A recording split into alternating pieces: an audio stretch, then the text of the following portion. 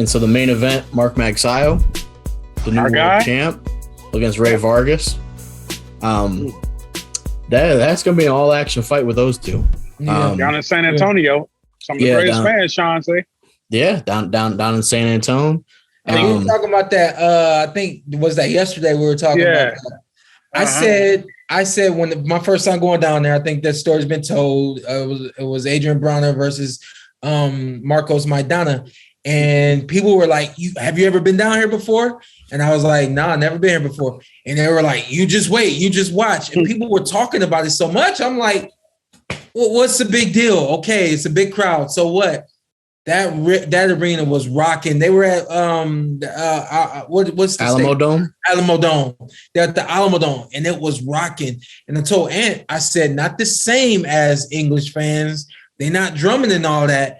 But they're the English equivalent to it over here in the United States. It's down there in Texas. If only there was a fight a couple weeks ago that was in San Antonio that I wanted to go to. Yeah, somehow, some way, we just couldn't make that trip. Unreal. But unfortunate. But so I guess we can start with Rey Vargas. So this will be his second fight at 126. He held a title at 122 before. Defended 5 times. Yep. Yeah, and he's a tall guy for the weight and runs his hands. He has been down more than a couple of times in his career. But he keeps getting back up. Yeah, keeps getting back up. He's undefeated.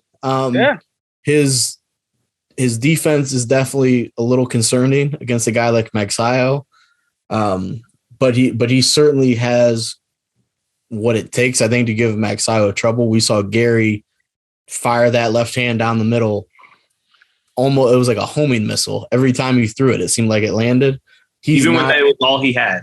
Yeah, and he's not that style of a fighter that Gary is, where he's able to do that. But the fact that Magsayo's defense maybe wasn't exactly where it needed to be, obviously got the win against Gary. But I think that'll be interesting. Any Rey Vargas takes from across the panel here.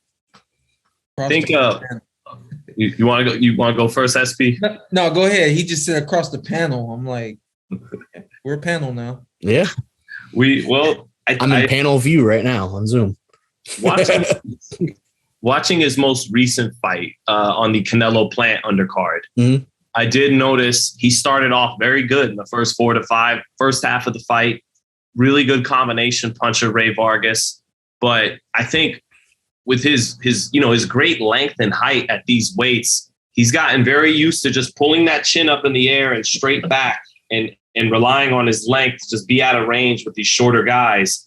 And while Magsayo isn't the tallest or longest guy, he is a strong, good size featherweight. And he sometimes he cuts the distance a little recklessly like Pacquiao did. His feet get out in front of him before his hands are there, or vice versa.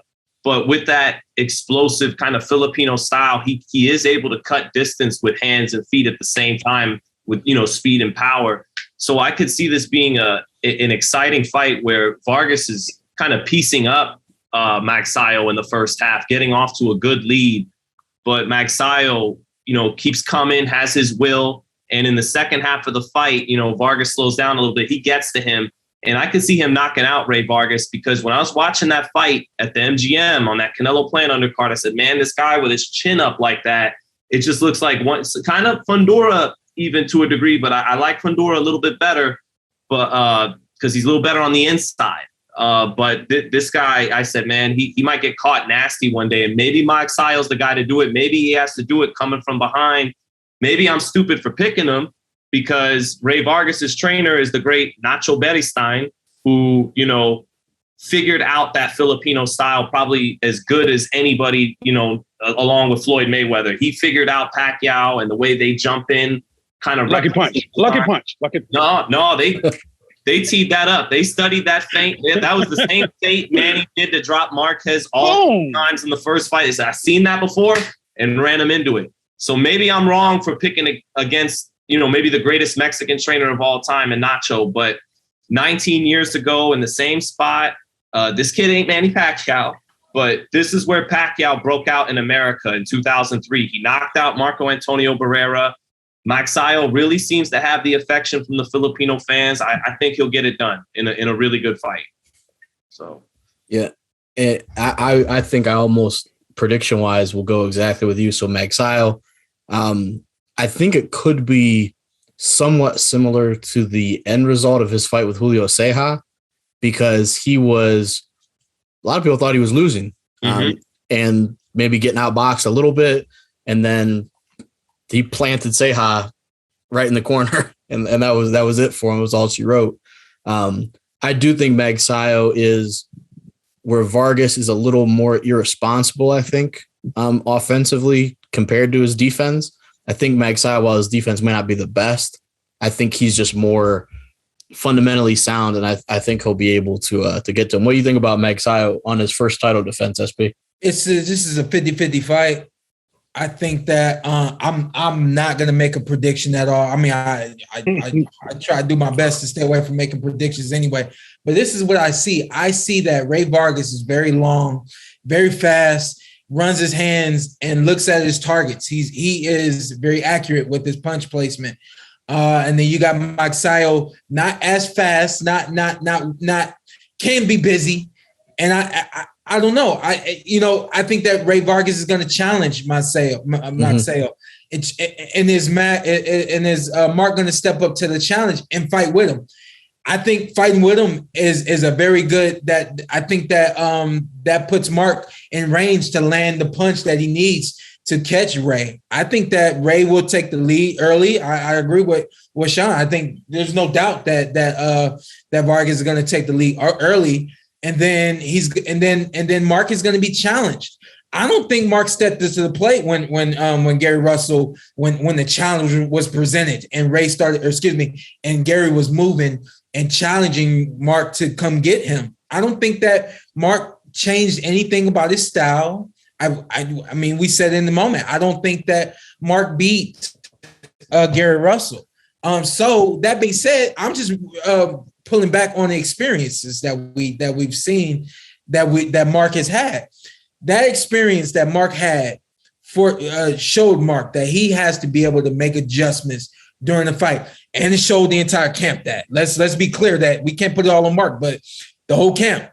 Nobody made adjustments in the fight against Gary Russell. If you come to the ring expecting just to be able to pressure Rey Vargas and hopefully get to him and land that shot like he did against Ceja, I don't think that happens against Rey Vargas. Of course, again, going back to what Shawn said, Rey does fight as he punches, the chin raises. When he throws body shots, the chin is up in the air at the end of that shot. He throws to the other side, the chin is in the air at the end of that shot. So, I mean, there's some moments for both of these guys.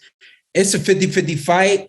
I honestly, man, I like to lean with I lean with work rate. The work rate is on the side of Rey Vargas. How do you think? So Vargas is clearly the more experienced of the two fighters. How can he use that experience against the young champion like Magsayo?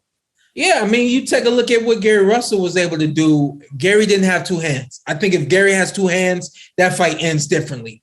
But even with his experience, he was able to keep Mark off of him. He was able to position Mark and put him in and put him in position to land that straight left and things of that nature. The same thing goes for Rey. I think that Rey can combination, can beat him to the punch, but then also Rey, I think, can find moments to put Mark in position for the counter, that check hook, for the counter body shots, So while putting Mark in position to counterpunch him, he still leaves himself in position to get hit, Yeah. So it's a 50-50 fight. And that's what makes an exciting fight. What do you think? And I think it's going to be an exciting fight. No, after what I just heard from y'all three, if you guys are not excited to watch this fight, after what they just told you to fight, Mark and Rey hasn't done nothing compared to what you three just did. And this sounds like a perfect example of style make fights. Yeah. It's about to be a hell of a fight.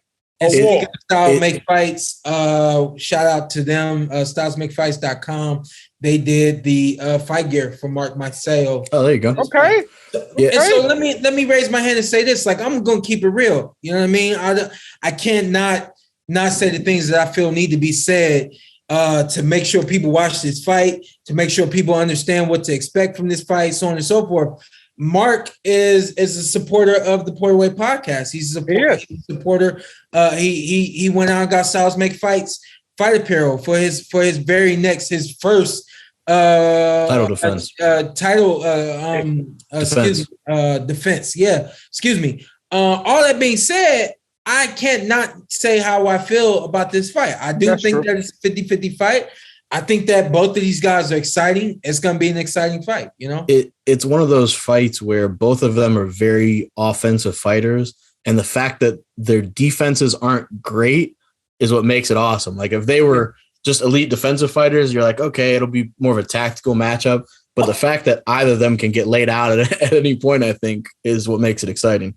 Yeah, so like even when I play that in my head, Mark does keep his hands at home, and he will block a lot of shots that Ray is going to deliver. You know, so off of the blocks, what are you going to do? Like, are you going to be quick enough, fast enough to give the return? The fact that Hey, Sean, I hear you still got that pop over there. I hear that pop. Yeah, just broke his own hand touching on all the demos today. And then, like what Sean said about Ray's coach, they're gonna have him in position to do what needs to be done against a Filipino fighter. Great fight. Yeah, gonna be a good one. I mean, any prediction from you, Ant? I got Mark. I'm gonna roll my guy. You support me, I'll support you, baby. Hey, that's how I rock. Yeah, you know, and I don't, you know, I said that because I don't want it to seem like I'm not supporting him. Yeah. I do. I like Mark. He's just a good guy. Yeah, absolutely. Y'all know me. I'm all about the good guys of this sport. You know what I mean? So, and Rey Vargas, good story, coming back off a broken leg. I see both these guys. I see ways both these guys can win this fight. Yeah. I mean, which gives us, it's going to be should be a great show next week. So if you didn't watch this week, or if you want somebody else to watch this show, tell them to watch next week. What were you saying, Zittel?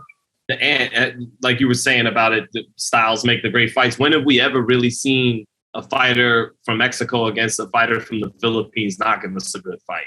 You know, so I mean, everyone talked about Mexico versus Puerto Rico when I was growing up as a boxing fan, but I got exposed to more Mexico versus the Philippines than anything. You know, so that's a great rivalry in the sport.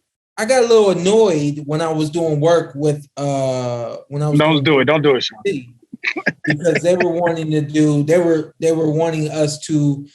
promoting Puerto Rico versus Mexico fight, and they were really wanting us to like talk about the history of Puerto Rico and Mexico. And so I was like, I don't have a problem doing that, but I got to believe that this fight is going to be a Puerto Rico versus Mexico fight. If I don't, then I can't give it that energy. This right here is classic Mexico versus Filipino. I got no problem talking about this one. You know what I mean? It's going to be great.